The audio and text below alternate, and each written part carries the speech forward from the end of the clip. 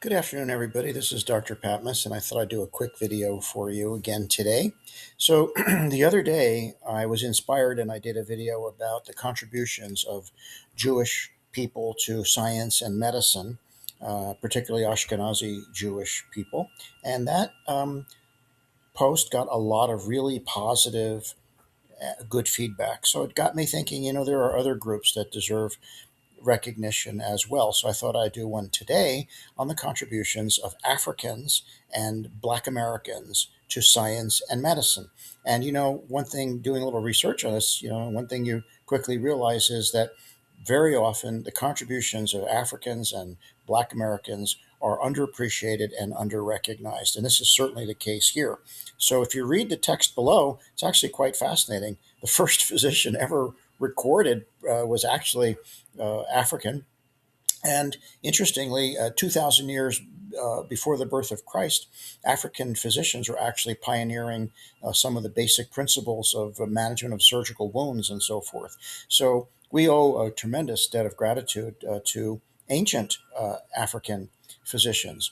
In more recent times, African scientists and physicians have contributed in many areas, including in agriculture, blood banking, various surgical areas. And one that is I really particularly appreciated was realizing that Dr.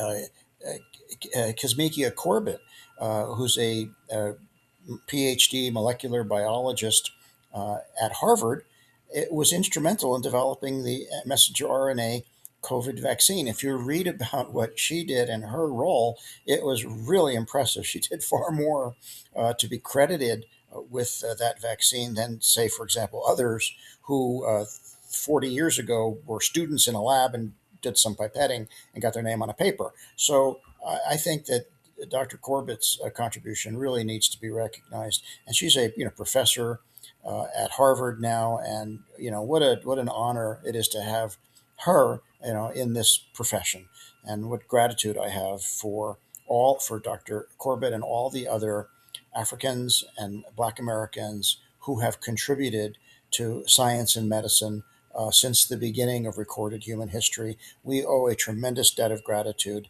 to them.